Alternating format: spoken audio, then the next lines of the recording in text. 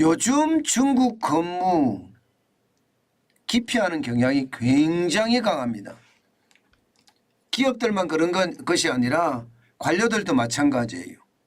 옛날에는 중국으로 이게 주재원으로 나간다 그러면요 박수를 치고 환영을 했거든요. 그런데 지금은요 아무도 안 가려고 그러는 거예요. 실질적으로 10년 사이에 베이징 주재원 내지는 고민까지 합쳤을 때 감소율을 보면요 89.5%입니다. 굉장히 많이 줄어들었죠. 이렇게 줄어드는 데는요 사드 보복 이후부터라고 이야기합니다. 베이징 한인의 이야기를 들어보면 사드 보복 이후부터 주재원이나 교민들이 굉장히 많이 줄어들었다는 거예요. 중국이 사드 보복을 두고 이전과 이후가 굉장히 달랐다는 겁니다. 이전에는요 상점 모시듯이 했다면 이후에는요 그냥 조공을 바치는 나라, 쉽게 말하면 무시했다는 뜻입니다. 그 정도로 말입니다. 굉장히 많이 줄었어요. 2013년만 하더라도 베이징 거주 주재원과 교민이 여러분 10만이나 됐습니다. 그러던 것이 현재는요 15,000명 89.5%가 폭감한 수치입니다. 진짜 엄청나게 줄어들었죠. 사실 요즘 중국 상황을 보면 말입니다. 누구라 하더라도 베이징 주재원으로 나가야 돼 이런 생각을 할 수밖에 없습니다. 물가도 그렇고요. 아이들 교육도 그렇고요. 게다가 이 방간첩법에 대한 위험도 굉장히 크니까 이거 자칫 잘못 나갔다가는요 중국 감옥에 들어갈 수도 있다 이런 두려움까지 있으니까 모두가 두려워하는 겁니다. 이게 실제거든요. 실제. 보세요. 중국 현지 교육비가 얼마나 올랐는지 말입니다. 이 초등학생 학비는요 연간 30만 위안 우리 돈으로 5,400만 원입니다. 그렇다고 중국 공립학교에 보낼 수는 없거든요. 결국은 말입니다. 영미계통의 국제학교에 보내야 되는데 영미계통의 국제학교에 보내려고 그러면 초등학생 학비 자체가 엄청난 거예요. 초등학생이. 공립학교를 보내면 사상교육을 시키잖아요. 중국 사상교육을 시킨단 말입니다. 그러니까 괜히 거리는 안 보내려고 그러고요. 그러니 영미계통의 국제학교에 보내는 비용이 장난 아닙니다. 중고등학생도 마찬가지입니다. 연간 35만 위안이 6,300만 원. 충격적이죠. 6,300만 원이면요.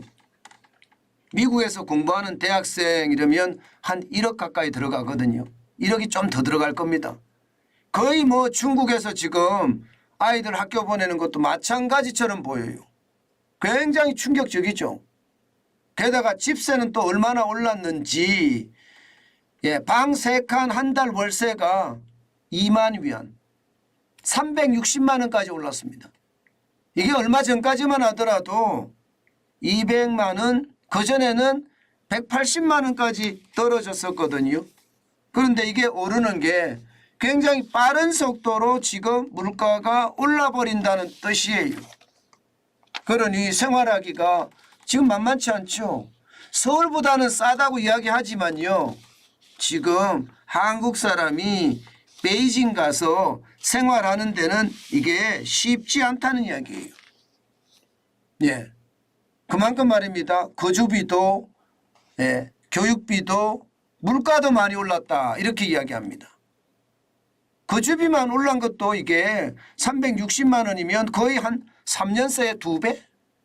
그렇게 올랐다고 이야기하니 이게 중국에 가서 근무하자 이러면 전부 다 손을 절레절레 흔드는 게 일반적이다 이렇게 이야기합니다. 여기에다가 이 방간첩법도 굉장히 무서운 법이 되어버렸습니다. 반간첩법이라는 게 결국 말입니다. 간첩 행위에 대한 정의와 법 적용의 범위를 정해놓은 그런 내용이라고 이야기할 수 있는데요. 이게 구체적으로 이게 간첩 행위다 이렇게 적시하지 않았습니다. 국가안보와 이익이라는 범위 내에서 그냥 정해놨다는 이야기는 중국 당국이 이거 간첩행위야 이렇게 자의적으로 해석할 수 있는 그런 권리가 굉장히 많다는 거예요. 만약에 말입니다. 간첩행위를 했다 이렇게 유죄 판결을 받으면요. 최대 종신형이거든요. 그렇지 않으면 사형에 처해질 수도 있습니다. 이 겁나서 가겠습니까? 그러니까 중국 근무 자체가 공포다 이렇게 이야기하는 것도 이제는요. 굉장히 자연스러운 일이다 이렇게 이야기합니다. 그러니까 중국 근무에 대한 기피가 굉장히 심해지겠죠. 여기다가 미중 갈등 때문에 거기서 오는 어떤 차별도 굉장히 심하거든요. 그러다 보니까 너 나 할 것 없이 중국 근무를 안 가겠다. 아니면 중국 근무를 보내면 사표를 내겠다. 이런 사람들도 많아지고 있는 겁니다. 그만큼 중국 상황이 진짜 좋지 않다는 이야기예요. 특히 이 반간첩법이 말입니다. 어떻게 생각하면 시진핑 체제를 강화하는 효과는 있을지 모르나 외국인들은요 무서워합니다.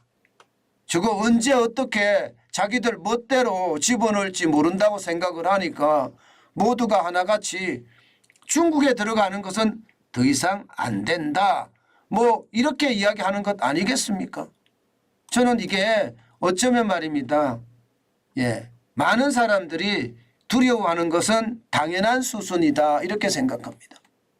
실제로도 말입니다. 우리나라도 중국에 대한 투자 많이 줄이고 있습니다. 보시는 것처럼 2022년에 2021년 대비 2022년 많이 줄었죠. 67억 3천만 달러가 65억 9천만 달러까지 줄어들었습니다. 왜 줄어드느냐? 이제 중국에서 사실 사업한다는 자체가 무섭다, 겁난다, 공포스럽다 이렇게 이야기하기 때문에 줄어드는 겁니다. 사드 보복 때 2006년에 40억 200만 달러로 가장 많이 줄어들었었는데 그 이후에 지금 2020년은 뭐 특수상이라고 이야기하자고요. 그런데 2021년, 2022년에는 더 줄어들죠. 아마 올해는 이거보다가 더 줄어들지 않을까 저는 그렇게 생각을 합니다. 그러니 시장에 대한 충격이 지금 얼마나 큰지 당연히 여러분들 다 아실 거라 저는 그렇게 생각합니다. 그 정도로 말입니다. 지금 중국에 대한 투자도 줄이고요. 건수도 많이 줄입니다. 2020년에 914건이었던 건수가 2021년에는 890건 그리고 2022년에는 674건까지 떨어졌다고 하잖아요. 건수까지 떨어지는 걸 보면 말입니다. 중국에 대한 공포가 얼마나 큰지 당연히 알 수 있다 이렇게 저는 생각을 합니다. 그만큼 말입니다. 상황이 중국에 대한 상황이 그렇게 녹록하지 않다 이런 얘기예요. 대한민국만 이러느냐? 아니에요. 전 세계가 지금 중국에 대한 두려움을 나타내고 있습니다.